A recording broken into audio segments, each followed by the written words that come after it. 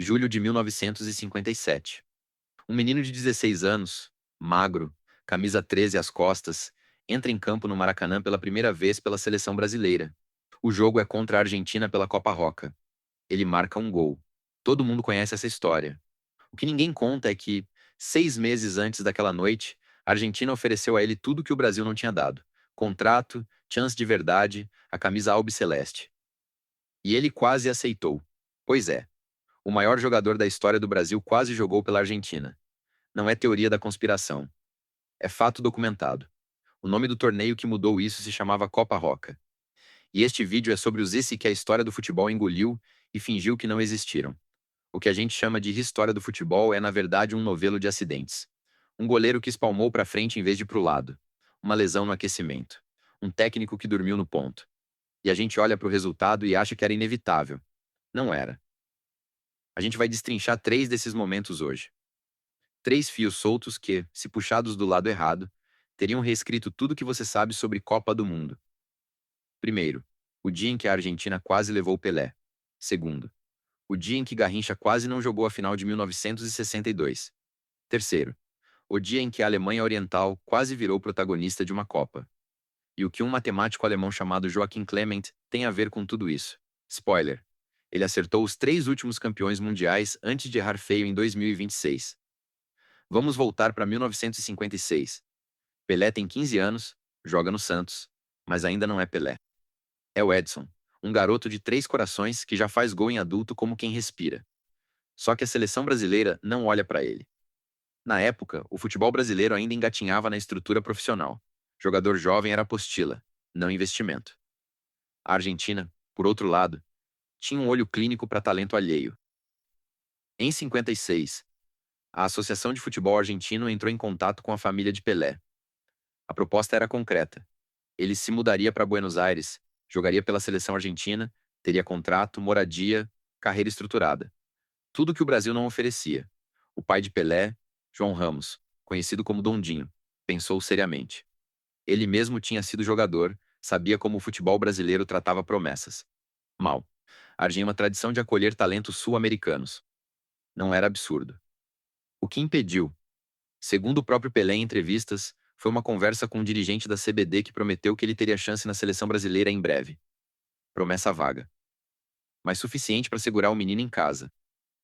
E aí, em 7 de julho de 57, a promessa se cumpriu. Pelé estreou pela seleção brasileira na Copa Roca contra a Argentina. Entrou no segundo tempo, camisa 13. E fez o gol. O primeiro de muitos. A Argentina, do outro lado, viu ali o que quase teve. E segundo o jornal El Gráfico, na época um dos caras disse no vestiário: esse daí a gente perdeu. É irônico pensar que o primeiro gol do rei do futebol foi contra a Argentina. Como se o destino dissesse: olha o que você deixou passar. 3 dias depois, no Pacaembu, o Brasil venceu a Argentina por 2-0, com outro gol de Pelé. Ele foi campeão da Copa Roca aos 16 anos. Primeiro título dele pela seleção. E de quebra, a certeza de que a escolha tinha sido certa. Mas por pouco. Muito pouco. Segundo fio solto. 1962, Chile. O Brasil é o atual campeão mundial. Pelé chegou como grande nome. Mas no segundo jogo da fase de grupos contra a Tchecoslováquia, ele sente um puxão na coxa. Lesão muscular. Fora da Copa. O país entra em pânico. O Bi parece perdido. Quem assume o protagonismo é um ponta-direita de pernas tortas, arqueadas, que mal parecem de atleta. Mané Garrincha. Mas o que quase ninguém lembra é que Garrincha também quase não jogou aquela Copa. Em 58, ele foi convidado, mas passou a maior parte do torneio no banco. Em 62, veio a chance. Só que nos meses que antecederam a Copa, Garrincha viveu um inferno pessoal. Problemas com álcool, crises no casamento, lesões mal curadas. A comissão técnica cogitou cortá-lo. O que salvou Garrincha foi um amistoso contra o Gales em maio de 62. Ele fez 3 gols. O técnico Aimoré Moreira decidiu levá-lo. A decisão parece óbvia hoje. Na época, era polêmica. Garrincha era visto como um jogador indisciplinado, que bebia, que sumia. O Brasil apostou nele porque não tinha escolha. Pelé estava lesionado. Resultado: Garrincha foi o melhor jogador da Copa de 62, eleito craque do torneio. O Brasil foi bicampeão. Se a comissão tivesse cortado Garrincha por problemas de conduta, como quase fez, o Brasil teria perdido o bi. E a história de Garrincha seria só de um ponta promissor que se perdeu, não de um herói. É um padrão curioso. Nos dois primeiros títulos mundiais do Brasil, o herói veio de uma quase exclusão. Pelé quase foi argentino. Garrincha quase foi cortado. A sorte do Brasil foi ter sido incompetente na hora errada. Terceiro fio.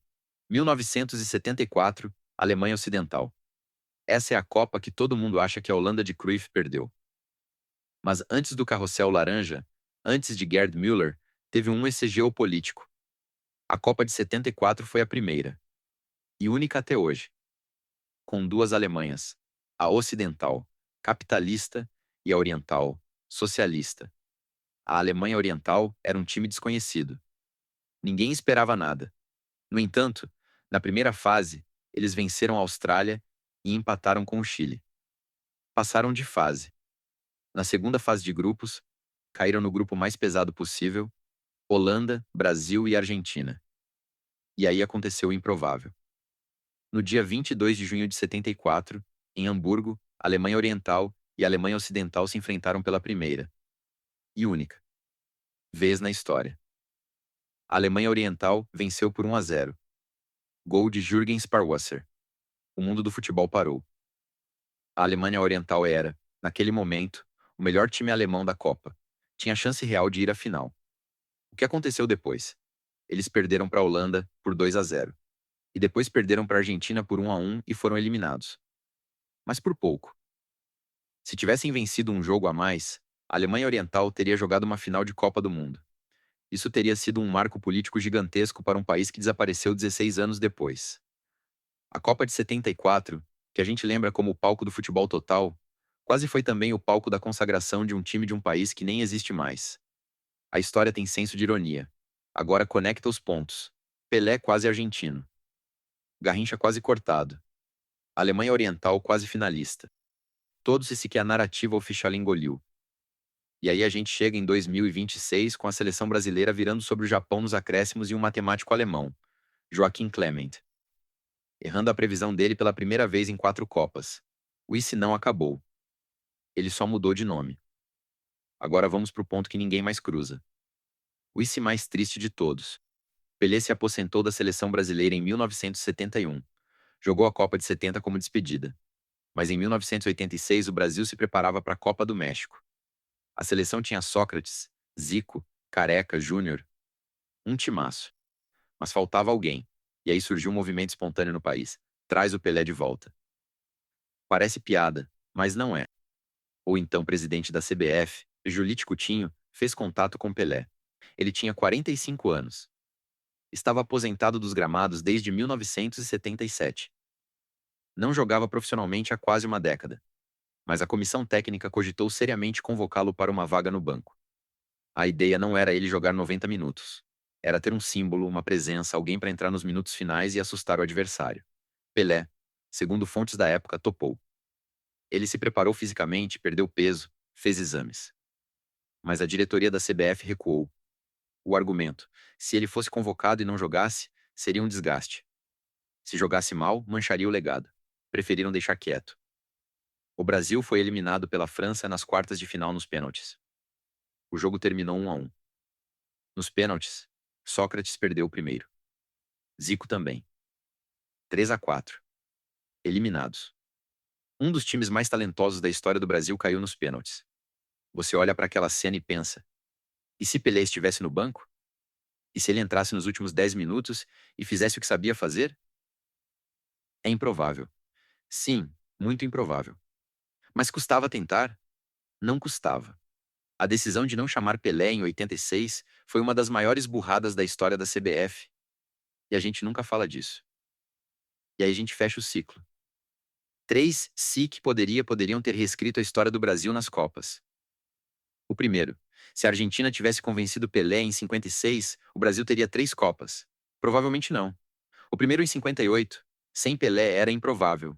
O segundo em 62, talvez não acontecesse. O terceiro em 70, idem. A Argentina teria 3 Copas, ela ganhou a de 78 e a de 86. Com Pelé teriam 4, 5. É assustador pensar. O segundo: se Garrincha tivesse sido cortado em 62, o Brasil teria sido bicampeão. Sem Pelé e sem Garrincha, acho difícil. A Tchecoslováquia chegou na final. O Brasil teria caído antes. O terceiro: se a Alemanha Oriental tivesse chegado à final de 74, que isso teria significado para a Guerra Fria, uma Copa vencida por um país socialista, ou disputada por ele. Teria sido uma propaganda política imbatível. O mundo do futebol teria virado um tabuleiro ideológico. E nenhum desses isso aconteceu, porque a história não gosta de condicional, ela gosta de fato consumado. Mas a gente pode olhar para os cantos. A história que a gente conta sobre o Brasil nas Copas é uma história de glória inevitável. Não foi. Foi uma sucessão de acidentes, escolhas de última hora, dirigentes que quase estragaram tudo, talentos que quase foram perdidos para sempre. O Brasil é pentacampeão não apesar dos erros, mas porque, nos momentos que importavam, alguém fez a escolha certa. Ou no caso de Pelé, porque o Brasil teve sorte de um menino de 16 anos ter ouvido uma promessa vaga de um dirigente, em vez de aceitar um contrato de verdade. O que isso tudo tem a ver com a gente hoje? Tem tudo. A Copa de 2026 está rolando agora. O Brasil virou contra o Japão nos acréscimos. Um jogo dramático. Vinícius Júnior quase fez um gol antológico, uma finalização defendida com a ponta dos dedos por Zion Suzuki. A imprensa cornetou a atuação, mas elogiou a camisa. Foi graças à camisa, disseram os jornais. A gente torce. Vibra. Xinga. Mas raramente para pensar que tudo aquilo é um novelo de acidentes. Cada jogador em campo tem uma história de quase não. Quase não virou jogador, quase foi cortado, quase foi para outro time, quase jogou por outro país. O centenário José Benigno, um cearense de 101 anos que viu todas as Copas desde 1930, disse o seguinte: não se precipitem. É um conselho de quem viu de tudo. E quem viu de tudo sabe que a história não é uma linha reta. É um emaranhado de desvios. A gente olha para o passado com a certeza de quem já sabe o final. Mas não podia saber. O Brasil quase perdeu Pelé. E quase perdeu Garrincha. E quase perdeu a Copa de 70. Tudo que a gente comemora hoje é frágil. Foi construído sobre o que quase não foi. Talvez seja isso que torna o futebol tão fascinante. Não os gols, mas todos os gols que poderiam ter sido de outro time. Todos os craques que poderiam ser de outra pátria. Resumo seco. 3 fios soltos. 1. Pelé quase jogou pela Argentina em 56. 2. Garrincha quase foi cortado da Copa de 62. 3. Pelé quase voltou em 86, aos 45 anos. O Brasil é o que é hoje porque esses fios não se romperam. Mas a história da Argentina, da Tchecoslováquia, da Alemanha Oriental e até da França em 86 foi diferente porque outros fios se romperam. A gente está moldando esse canal junto. Cada vídeo é um convite para pensar no que passou batido. Então eu vou deixar a pergunta aqui nos comentários. Qual esse da história do esporte você mais gostaria de ter visto acontecer de verdade? O próximo recorte profundo já tem pauta. E pode ser sobre o esse que você sugerir. A gente se vê no próximo vídeo, onde nenhum fato é coincidência.